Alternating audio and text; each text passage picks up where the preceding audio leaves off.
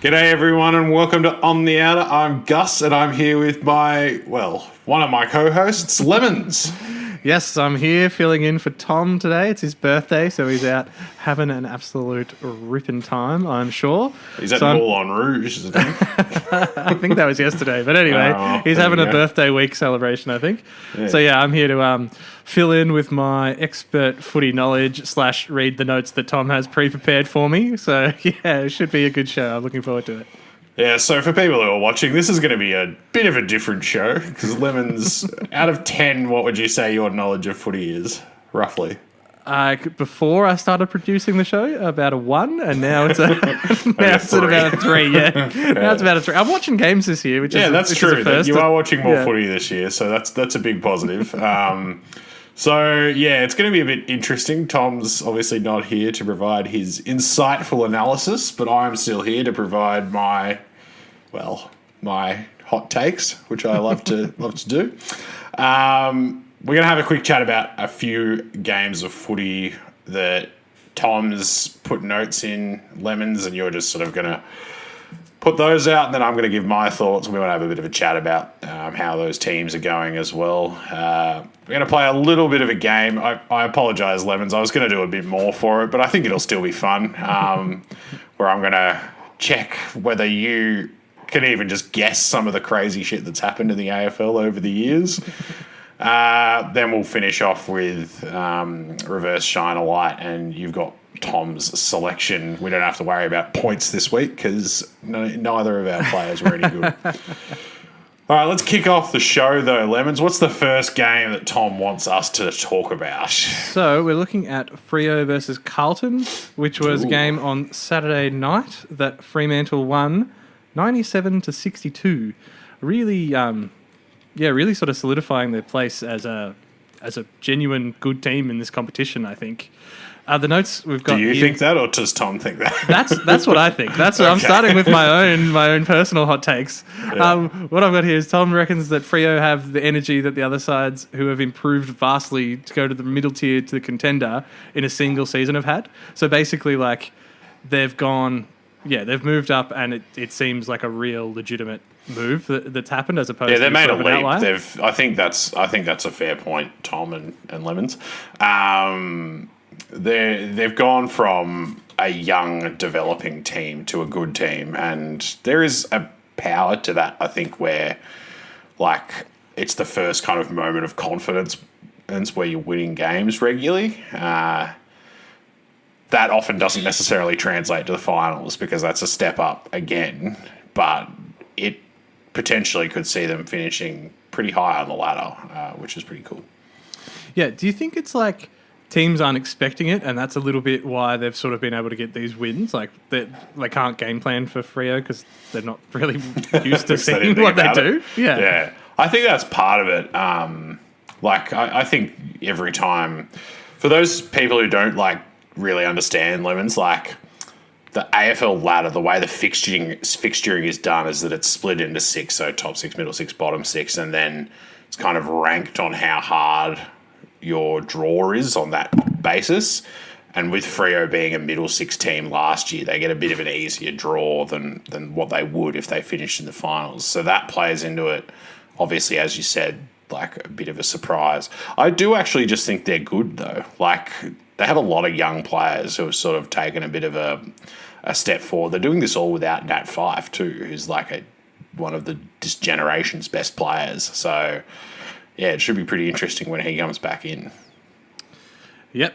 Awesome. Nat Fyfe, that's a player whose name I actually know, who plays for Fremantle. Brownlow medalist, right, if I'm correct? Couple of times. Couple of them. I guess the other side of the coin, Gussie, is Carlton and how they're going and what this sort of means for their season. And, it sort of seems like Carlton have developed, one really good way of winning football games, clearances and strength around the contest, which has obviously worked for them quite well the first 4 games of the season. But they haven't got a backup plan if that doesn't work. That seems to be a bit of an issue for them this year. And I guess the challenge going forward is whether or not they're going to be able to develop contingencies when their first plan doesn't work, and that'll be, I guess, a sign for whether they can develop into a true contender, which is unlikely to happen this season, I would say. I mean, Carlton are sitting 7th on the ladder. I think that's like roughly around about where they probably are. You know, like they're somewhere in that middle tier of teams that are between 7th and 12th or 13th. Like, and they're just they happen to be on the higher side of that. But I don't actually think that they've been in like sensational form. Like they've jumped out to big leads, but they beat Port Adelaide by a couple of points. They beat Hawthorn by a point, allowing them back into the game like after having big leads. So it's not necessarily like you can't just sit there and say, oh, well, they got out to a big lead, so therefore they're in form. Like a game goes for 2 hours. So if you don't play well for 2 hours, you're like not in that good a form. But yeah, I mean, I picked them to make the finals this year. I think that's probably right still, like on where they are. I don't think they're as good as Freo. Like, I think Freo, as you said at the start, like Freo have kind of announced themselves as probably a good team this year. How good, we don't know yet, I don't think, but we think they are good. And Carlton is sort of just like they're better than, like, they're not mediocre. Like, I don't want to say they're mediocre, but like they're not like a very good team that we would say are contending. You know, they've got a good midfield and 2 good forwards. Like, they've got good players. Like, they should probably be better than what they are, but they're not really performing to that level, I don't think. Do you think that's a coaching thing? Do you think that's Michael Voss? Because what's his first year coaching them this year, right? Yeah, Michael Voss is the first year coach. He's definitely a stoppage guy. Like, that's his big strength as a coach. He worked really well at Port Adelaide with that. And that's, as you said, been their power, like, of their game. Well, I mean, how do you know? Like, he's been coached for 6 weeks. Like, we have to give him a bit more time to be like, can he just not do anything else? But like, potentially, I mean, it's a possibility. They do have to show, as you said, they have to show an ability to have a plan B, because you can't win a premiership off the back of just scoring at a stoppage. Like, and it's also a bit inconsistent too. Like, and we're seeing that in games, right? Like, they just don't win the stoppage in the second half against Port and nearly lose from 50 points up. Yeah. Would that have been like the biggest comeback of all time or something? I remember them saying on the broadcast. Maybe it was like Port Adelaide's biggest. Yeah, maybe it was Port Adelaide's biggest comeback. But yeah, that game was not a convincing victory. I know that was a couple of weeks ago now. But yeah, Carlton, you're right. It sort of looked like they're teetering a little bit. And all those Blues fans who were very, very confident, 3 weeks ago. So talking a lot of talk, booking their flights to Melbourne or whatever in September. Yeah, might not have to worry about those late September footy tickets anymore. You never know, things could turn around. But as I said, like, I think they are going to make finals because they have a good draw and they're a good team. Like, they have good players. I just don't think that they're good enough to be like making a lot of noise in September or anything like that. And I don't think they're a top 4 side, which is what like a lot of kind of talk. Like, people were talking about the first couple of rounds, like their performance was the best in the competition. And it was like, holy crap, like everyone just needs to calm down a bit. Like that I didn't think that was true then. And I think like that's kind of been borne out. Like they're not that good. They're good enough to make finals, but they're not that good. And to be honest, Carlton fans should be bloody happy if they make the finals because, like, they've been crap for a decade. Like, one step at a time. You don't just jump straight to premierships. That doesn't happen in footy very often. As far as I know, no. I guess we should move on to the other key game of the round, or the big result that sort of, I guess, had the most impact or made us question the teams the most, and that was Adelaide beating the Dogs by, what was it? It was 1 point in the end. 1 point. But, like, that was because the Bont kicked a goal with, like, 4 seconds left or something. It wasn't a real 1 point win, if that makes sense. Yeah, absolutely. Adelaide are better than we expected, and it's not through rapid development of, like, high draft picks, like, say, your Thilthorpe and McCasey, who aren't playing. Thilthorpe and McAfee. I'm just reading what's in front of me. Jones and McHenry are going okay, but not, like driving the team. They look to have a really well-drilled system and are far more resilient than they have been the last 2 years. Plus, they're getting amazing output out of lesser lights, which I don't really know what that means, Tom. I'm guessing that means the lesser quality players have been overperforming. And my own personal input, I mentioned it a couple of weeks ago on the tipping show, but like Tex Walker has been really good for this team. I didn't even know how he went this week. Did he have a good game again, or was it? Just he had another good game. He basically kicked the match winner. I agree, Tom and Lemons. Look, Adelaide are further ahead in their rebuild than I think we thought, because at the same time, I think that we're kind of papering over it a little bit, right? Because the big question mark with the Adelaide rebuild at this point is their midfield, because really you look on their list, Schoenberg, I think either didn't play or he was certainly in the VFL or the SANFL the week before. Sam Berry's not a highly touted prospect. There's not really another one, like a young midfield core coming through.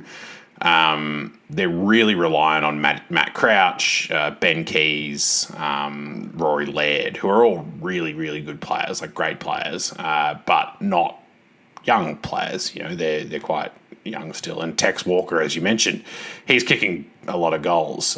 He's still a douchebag, but he is kicking goals. So apparently everything's fine. Let's just focus on the football, I suppose, Lemons. Like we've talked about the Tex thing. Yeah. I think that last year this happened too. That's papering over, I think, a little bit about the fact that, yes, okay, their less lights are playing well. Like some of their less heralded guys, some of their young players like Ned McHenry, I think Tom mentioned him on that. He's playing as like a pressure forward. That's all great. Like, and what you want to see from a young team is like energy and effort, but like, you also want to see who the core of stars are, like, coming through. Do you know what I mean? Like, it's not good enough to just be like, yeah, sweet, we've got this, like, baseline of solid role players coming through and our young players. It's like, who are the dudes that are actually going to drive us to the next generation when this iteration are gone? I don't know what the answer is to that. So, great that they beat the Dogs in Ballarat. They're playing well. They're playing, and their senior players are playing well. I'm still not convinced that means anything in terms of their rebuild, like where that's at. But yeah, I mean, good on them for the start of the year. Would they be better off, like, if they were tanking more and trying to get like high draft picks to get stars? Like, is this like strong play from these sort of average players? I mean, not average, you know what I mean? Like high performance from lesser lights. Yeah. Is that going to cost them a chance to actually rebuild, and they'll be forced to, be stuck in the middle for a while? And which is, I don't know if it's as dramatic in the AFL, but I know in basketball. Well, you're an Essendon fan, mate. That's basically been our life for a decade. We've stuck in the middle. We've been stuck in the bottom. No, we haven't. We've basically like made finals one year, missed finals the next year, and never pick high. Yeah. Oh, look, probably, but I also think the AFL is a bit different. Like, you're an NBA guy. But for people who don't know, Lemons and I do an NBA podcast called Inside Outer. Check it out. It's pretty irregular with it coming out, but we'll get one out eventually. Where one player can so dramatically alter the course of a franchise because there's only 5 dudes on the court, right? Like that. If you have a LeBron James or a Kevin Durant, like that just shifts the whole conversation. AFL's not like that. Like, you can't, one dude doesn't win you a premiership by being just awesome. Like, you need Dustin Martin, but then you need Alex Rance and Jack Rewalt and et cetera, et cetera. You need a bunch of dudes. So I actually think in a lot of ways the tanking thing is a bit stupid in the AFL because, like, to me, losing is cultural. Like, if you start suggesting to players that it's or coaches or whatever that it's okay to lose, that permeates further and further. So, I mean, I think it's good that Adelaide are showing energy and effort and having a crack and, like, winning games. Like, that's great. That's not my issue with them. Like, I'm not saying that they should be losing more. I'm just saying that, like, in terms of their list structure at the moment, like, I don't think it's as good as people are kind of making it because they've won a couple of games. Like, that doesn't mean anything to me. Like, I would need to see them being like, all right, here's the 3 or 4 players in our midfield who are, like, going to take the step in the next couple of years, and I just don't see that. Yeah, fair enough. All right, and the other side of the game, the other team that... The Doggies! Yeah, I guess, like, have been a real surprise this year, and they continue to, well, disappoint. I don't want to be too harsh on them, but really that is the case. Dogs losing by a point, clearly good enough to beat a side like Adelaide, but just, like, couldn't get it done. The skills are deplorable, and they're wasting Bontempelli up forward because he's the best guy at getting it down there. And we're all just sort of waiting for the Doggies to get it together, but it hasn't. How long do we wait, Gus? How long should we wait for the Bulldogs to get it together before this season's just in the can? Well, this is the biggest disappointment in the AFL. Like, you can talk about Essendon or Port Adelaide or whatever. The Bulldogs played in the grand final last year. Like, on the basis of the entire season, they were the second best team in the competition. And they've won one game so far. Like, that is astonishing. Tom's right about the ball use. It is pathetic. That the skill level that they've come back with is pathetic. Like, I'm not saying I don't necessarily agree so much about Bontempelli being wasted forward because I just don't think that they've necessarily got other options. They're actually just not that good. Like, they've got a lot of star power in their midfield who aren't, and most of them aren't playing very well. I think Josh Dunkley is playing pretty well. Bailey Smith's playing okay.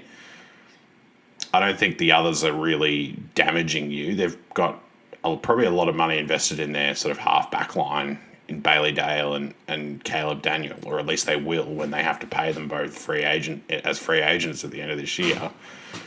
They're not playing well. Aaron Norton can't hit the broadside of a barn at this point with his set shot goal kicking.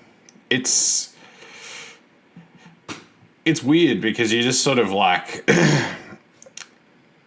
people talk about Luke Beveridge as being, or Bevo as being like kind of a master strategist or a master coach or whatever. And it's like, he's had a lot of talent in his teams. And like the 2016 premiership was amazing and a fairy tale. But like after that, he's made the finals once and made the grand final. Yes. But like that's it. It's one other finals appearance. And then, and one before they won the premiership, and that's it. So is Bevo on the hot seat? Do you reckon? Like, is it sort of time to start looking at that? If there's so much talent and they're just not performing, like, surely it comes down to coaching. If you can't put your finger on any other thing, it's so hard because Bevo is so powerful in that club, right? Like, he has influence on everything. Yeah, I mean, he's a bit like Chris Scott at Geelong, right? Like, it just has, you know, his hand in the recruiting and everything. So there's different levels of coach in the AFL, I suppose. And Bevo's definitely one of those who has more power. However, if the Bulldogs continue to lose, I mean, yeah, of course, like, the question, as I said, they played in a grand final last year and they've come out and just looked like absolute rubbish. They just lost to the team who finished last on the ladder in Ballarat, where they never lose. Like, yeah. So, I mean, I'd be surprised if Bevo got sacked, honestly. But certainly there will be questions asked, you know, like at some stage if that continues. Especially the skill level. The skill level's shocking. Yeah. The other side of it is like, do you think the Dogs can still make finals from here? Nah. Is that it's over? I'm ruling it out. I ruled it out last week. Tom thinks they still can, but I'm off the. You're 1-5. Like, a quarter of the season's gone. Like, we're not we're not at round 2 anymore. You know, like you need to win. Let's conservatively say you need to win 11 games to make finals, right? Yeah. So they have to go 10-4 for the rest of the season, or 10-5 for the rest of the season to even just win 11 games, and that's only like that might sneak you into the 8. Does this team look at all capable of going 10-5, like winning 2 out of every 3 games for the rest of the season? Yeah, I guess it's like one of those things where you'd imagine with the amount of talent they have that stringing a couple of wins together is like possible, but you're right, like this is basing it on past like last season's sort of form and stuff. Whereas if you're actually watching what's going on in front of you right now, it's really hard to imagine this team winning. Just reeling off a bunch of wins, you know. Like, and I mean, that the idea is that, they're going to come out and win 6 on the trot or something and they'll be back into relative parity. Look, maybe, like, that's possible. They've certainly got the ability to do that, like the talent, but I can only make my judgment on the basis of how they're playing right now, and right now they're crap. So, no, I mean, they'll get it together a bit. They're not going to finish in the bottom 4, or anything like that, I don't think. But, yeah, I mean, if they finish in the bottom 4, Barrow's getting fired. Like, that's probably going to happen. But, yeah, I mean, I would be really surprised if they made finals from here. Yes. All right, Lemons, we're going to do the Anzac Day game as well, because you're a Bombers fan and I'm a Bombers fan, and you have written them off, apparently, according to you. I just wish that like 1 week I get to host the show, the Bombers had won. Yeah, we could just talk about the Bombers for like an hour. It would have been beautiful. I sort of mentioned on the tipping show last week that I was still tipping Essendon to win, with the caveat that if they lose, I'm out for the rest of the season. And yeah, it's happened. They were shocking in this game, and like they were in it, and it was just like really bad kicking at goal in the first half. And I just sort of like, I was watching with my partner who is a Collingwood supporter, so obviously this makes it even worse. I didn't know Bruce was a Collingwood supporter. Yeah, no, she is. Lock the door, man. Yeah. What are you doing? And yeah, look, it was easy shots at goal, like set shots at goal, and they were just missing. And I was pretty cooked that Archie Perkins was like our most composed. Yeah.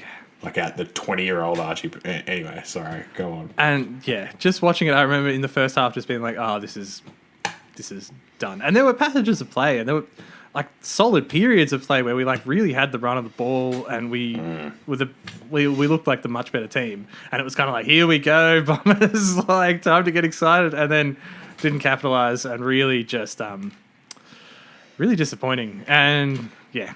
Like I said, I'm out, and I probably won't be convinced to get back on until pre-season next year when Gus here in my ear talking about how good everyone's going to be. Which is what happened this year. Yeah, look, I just had the thought of it. I think it was halfway through the first quarter pretty much, where I was just like, we're just not very good. Like, there's too many dudes on this team who are either not like that good a player or not in that good a form, you know? And we obviously just overrated last year's performance, overestimated the where the list was at. This could be good in some ways because like it's a bit of a reality check potentially of, I think a lot of people thought that last year was going to be a down year, and then they've surged up and managed to make the finals. This is just a bit of a reality check year where, and I think we're between these two teams, right? Like, I don't think that we're as good as we potentially showed last year at different stages, but I also just don't think we're as bad as we have been against like Geelong and Freo. So, and Collingwood. This week, the effort and energy was much higher. Like, it was much better, I think. Like, we just did try a lot harder. Yeah, as I said, we're just not very good. Like, that's just the reality, right? Like, we're missing a key forward. We're missing a key defender. And our structure, like stopping the opposition transitioning the ball, is as bad as I've ever seen. Not just for Essendon, just like in general. It was wild. The amount, like the goals that just went How one end to the other, and it was just like, what is going on? It's like a training drill. It was like and not just a training drill for skills. It was like a cardio training drill for like Collingwood, getting from one end to the other really quick and kicking a goal. And the way they did it in multiple ways as well. Like it wasn't just we've turned the ball over at half back and they've bounced it out and run it up and kicked a goal. Like even when it was like a stop play and they just chip it down 20 meters, take a mark, chip it another 20 meters, take a mark, and you're like, what are we doing? Like, you just let them take it 100 meters to 60 out from their own goal before we've even, like, manned up on anybody. Like, it's just chip mark. And it's like, you realise that it's easier to actually stop them before they get there, right? Like, you can stop them wherever you want. You don't have to let them get all the way down to their forward 50. You could just continually see the Essendon player coming off their man to try and stop the ball, and the ball just like going over their head to their now open man. And it was like the whole time you're just like, oh my god, could we just put it like, I don't know what it is, more players behind the ball, more effort, something. It was just embarrassing. Yeah, it's just weird. I don't know whether it's a structural thing. It can't possibly be a coaching plan because like Ben Rutten kind of came up with the Richmond defense and that was awesome. So I don't think it's like that. It must just be like a communication thing where they're just not getting it and not setting up or not running hard enough both ways or whatever, which has been a problem for several of our midfielders. I'm looking at you, Dylan Shield. Yeah. The other thing I thought was wild was Darcy Parish having it's like 30 possessions in the first half, and like maybe a bit in the second quarter he started to have an impact. But like I've never seen someone get so many meaningless possessions in a game of football. First quarter, when they said on the broadcast, they're like, "That's his 17th possession." I'm like, "What?" Like I didn't even feel like I'd see, like. Obviously, I'd seen him, but it was pretty weird. I thought it was a typo as well, or like the commentators had gotten it wrong, and I was just like, it was like 7, he hasn't. He'd had 7, and they'd accidentally added a 1 or something. Yeah, no, I was stunned by that. And you're right, like he played much better in the second quarter. He was impactful overall over the game, but the first quarter was just like, where he absolutely racked it up. It was like, what? Yeah, he ended up with like 44 possessions, but maybe I don't know the history of the AFL, Gussie, obviously, we all know that.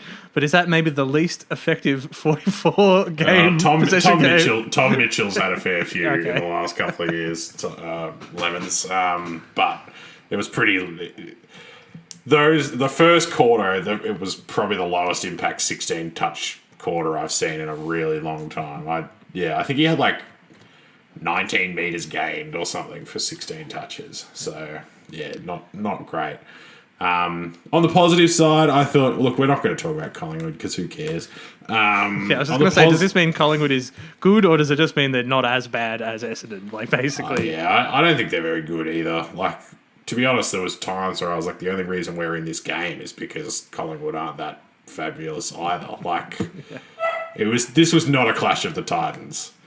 By any stretch. I think on the positive side, Sammy Draper was much better. I thought he competed really well against Grundy. He threw his body around. This was his best game of the season by far. Merritt and Stringer coming back in despite being under injury clouds were among our better players. You could see that as a positive or a negative, I suppose. Archie Perkins game in under the bright lights, that was pretty good for a young player. Sam Durham, he played well as well. Yeah, other than that, I don't know. I don't know whether you thought any other players played well. No, not really, to be completely honest. I thought Quaynor played really well for Collingwood. I didn't know who he was, and I quite enjoyed it. I feel like every time something was happening, Quaynor was involved. Yeah, he's a good player. He's a good young player. Scotty Pendlebury, just continues to be like, oh, yeah, you guys... Yeah, it doesn't matter that I'm 90 years old. I will still be running around shelling out sweet 35-metre pass. He'll be lacing it up for the forwards when it's like the great grandkids of the Cloak family are out there in the forward line for Collingwood. He is so amazing. I know this is completely off topic, but it wasn't an Anzac Day game. I will always remember the fact that he bounced a ball onto a seagull or a pigeon or whatever it was. Yeah, I even remember that. Yeah, did not lose the ball. How is that even possible? Like, he bounced it, hit a bird in mid-flight, and then just caught the ball and kept running. He didn't even look down. Yeah. I think the bird died as well, right? Like, not to be macabre about it, but like, I don't even know. The bird absolutely copped it. Like, Scotty Penderbury's got one thing on his mind, and it's winning games of footy. Birds be damned. He's very good at it. So yeah, well, I have to say, despite the fact that he's been the captain of Collingwood, I do love Pendles. He's awesome. All right, Lemons. Let's move on. Unless you got anything else you wanted to say about the Bombers? No, just rest in peace, my fandom, for another year. That's all. I bet you'll just start watching again and be back on if they win a game. I'm back. I'm back, baby. That doesn't look too likely the way they've been going. So yeah, not anytime soon. Although, we've got the Bulldogs this week, so I wouldn't be turning on for that one. I thought Andy McGrath played well too. That was the other one. All right, Levins, we're going to do a little game here. Now, I have to apologise because I was planning on getting a few of these, but we might actually make this sort of a semi-regular segment where you can, when Tom's back, but you can jump on for these little ones. I'm going to give you 3 things that have happened in the AFL, but one of them has not happened. Okay, so it's a pretty classic game. So everybody's sort of... Like 2 truths and a lie, but it's two truths and a lie. 2 truths and a lie, yeah. And you just got to pick which one is not true. Okay. All right? Sounds very easy, Gus. All right, so the first one. In the 1990s, a football club struggling for financial support was forced into taking investment from the Nauruan government. Okay. Yep. All right, you got that one? All right, so sort of like the email scams that you get, but they said yes and it worked out. Okay. All right. At one point, and the main reason why Mad Monday celebrations were banned was that a little person entertainer was hired by a club and was subsequently set on fire during the celebrations. God, I hope that's the lie. That's awful. Okay. A couple of years ago, a player was given a drug test and was then called in to the drug testing facility after that and given some good news and some bad news. The bad news was that they did not think that he had given them a correct sample because he was going to be suspended for 2 years. The good news was that they thought that whoever he had taken this urine off was pregnant. And that was how they figured out that he was probably had not given them the correct urine. All right. That does sound pretty dodgy. I feel like I've heard the pregnancy story one. I feel like whether it's like that means it's a myth that I've heard, from other sports or whatever. That rings a bell, like a fake drug sample or like a failed drug sample test. Yep. I feel like the one with the little person is so awful that you wouldn't have made it up. So that makes me think that I'm pretty screwed up. Yeah, I know this, and I feel like setting a little person on fire doesn't come to you spontaneously. So I'm going to say that is unfortunately a truth. Correct. That's what team was it? Do you know? St Kilda. How long ago? Well, like 10 years. That's not a good time. 2011 or something. Oh, God. All right. So I'm tossing up between the pregnancy and the Nauruan. The island of Nauru. Yeah, all right. Investors in the club. I think I'm going to go with the Nauruan investors is true, and the pregnancy is false. It's just a myth. Correct. Yes. I mean, it's not a myth. It happened to a basketball player. Oh, is that why I've heard it? Okay, so that's why. It's an ex-Ohio State basketball player who was playing in Europe, was tested positive. Well, no, he was on performance-enhancing drugs, and he used a sample from his girlfriend who was pregnant. Okay, which team got? Tell me that story. Yeah, so Fitzroy in the early 90s was just like financially screwed and was just desperately looking for money. And Nauru at that point had they'd made a bunch of money in there was some natural resource that they had. I can't quite remember what it is. And they were selling it. So they were just like trying to basically buy influence in the region, like political influence. And they were like, yeah, why not? Let's like stick our money into this, and they'll put our name on their sponsorship and stuff. So they invested like over $1 million in Fitzroy. That's amazing. It reminds me of the story of the Grateful Dead sponsoring the Lithuanian national basketball team. Yeah, it's that sort of thing. Like It's seriously, it's like there's a basketball or a soccer team right now that's like just sponsored by Qatar, like the country Qatar. And I was like, all right, fair enough. Yeah, fair enough. I guess there's worse places to get your money from. All right, Levins, that was fun. We might try that again at some point when I can come up with some more. And yes, totally screwed up story about the little person being set on fire. That was Clinton Jones, who from St Kilda, who didn't look like a very nice man and didn't turn out to be one. I've never liked anyone from St Kilda or anyone who supports St Kilda. So no, my dad supports St Kilda. Oh, that makes sense. No, I'm sure your dad's fine. All right, Levins, let's move on and finish up the show with Reverse Shine a Light.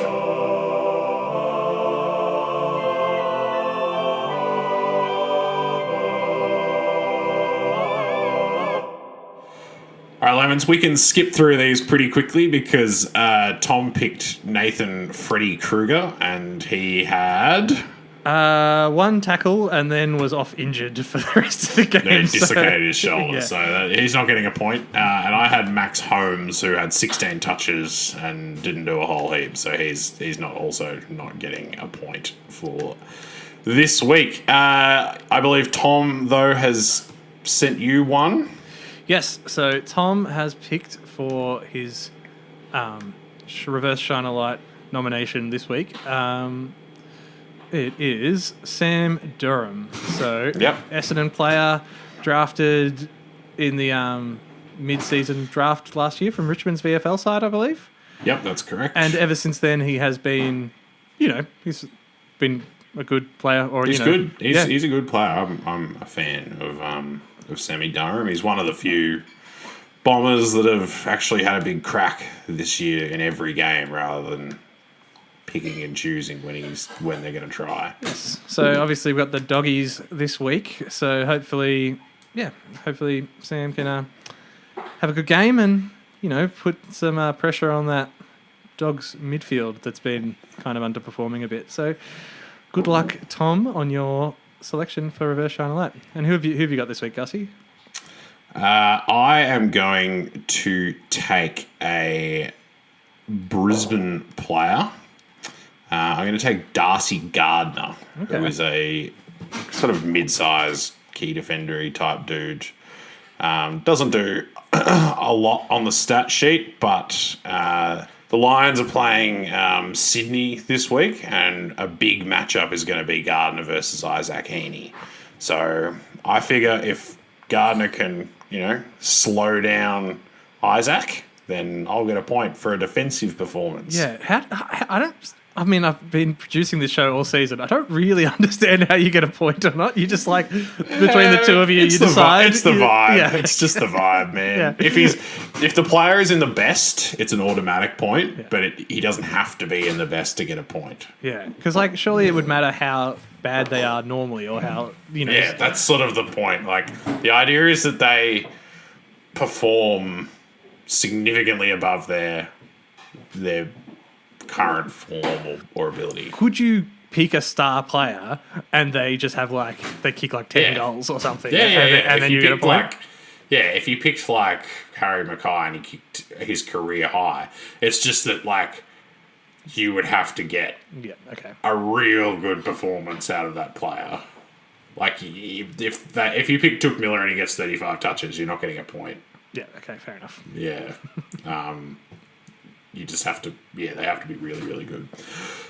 All right. I think that's it, Lemons. Is there anything else you wanted to bring up on your first performance or your first appearance? No, I just want to say this is the longest conversation about AFL football I think I've ever had in my entire life, Gus. So no, you've done pretty well. I hope the listeners have enjoyed, because I've been paddling, treading water as best I can while Tom's away. Well, some of it was seamless. Some of it was pretty obviously that you read the notes, but some of it was seamless. So good on you. Well done. We're on YouTube as well, everybody. I didn't do this at the start of the show, but just hit a subscribe for us, because we would really appreciate it. If you want to get in touch with us On The Outer, you can hit us up at ontheouter1@gmail.com or any of our socials. We're on Twitter, Facebook, and Instagram. We'll be back on, what day is it? 11th, it's Wednesday. So we'll be back tomorrow with our tips show. Although this show will probably come out on Thursday. Very likely this comes out tomorrow afternoon, and the tips will be either late Thursday night or early Friday morning. So the tips will be out when they're out. Just follow along, everyone. That's how you find the content. Hit subscribe. So do that. Comment on any videos. Send us some questions. We would love to engage. So thanks everyone. We'll catch you next week. Ciao. Ciao. Give him a big ciao, Lemons. Ciao.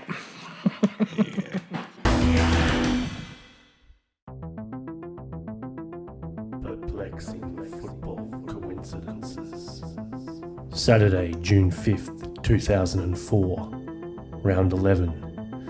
Essendon defeat Hawthorn 24 goals 10, 154 to 12 goals 8, 80 at the MCG. Later that night at Docklands, North Melbourne beat Richmond 24 goals 10, 154 to 12, 8, 80. The exact same scoreline on the same day. Not that much of a coincidence, you say? Well, what about this? The game score of 154 to 80 has only happened twice in the history of AFL football, and both of those occurrences were on Saturday, June 5th, 2004. Perplexing football coincidences. What about this? The year 1900. Melbourne win the premiership. 100 years later, in 2000, Melbourne lose the grand final. The year 1901, Essendon win the premiership. 100 years later, Essendon lose the grand final. 1902, Collingwood win the premiership. 100 years later, Collingwood lose the grand final. 1903, Collingwood win the premiership. 2003, Collingwood lose the grand final. 1904, Fitzroy win the premiership. 100 years later, in 2004, the Brisbane Lions lose the grand final. Perplexing football coincidences. The curious case of Ben and Harry Mackay. These two twins have been involved at AFL level since 2015. And yet, despite being a natural matchup for one another and fully established in their side's best 22s, neither have played in the same game. Both took time to establish themselves at AFL level and were in and out of the side in their first few seasons. However, Harry's first game against North Melbourne in 2019, he was held goalless from just 3 disposals, while Ben was dropped to the 2s. In 2020, Ben played against Carlton, while Harry, named in the Carlton team, was a late withdrawal just an hour before the bounce. Again last year, 2021, Harry, a late withdrawal, named in the team, then withdrew the day before due to a toe injury. This season, surely, after a string of misfortunes, the two twins would meet and play against each other as the sides clash in round 7. But no. Due to an incident involving Geelong's Reece Stanley, Ben will miss this weekend's game, meaning that after 7 seasons in the AFL, Harry and Ben have never met on field. This poses the question, are there 2 McKay twins, or just one? Perplexing football coincidences.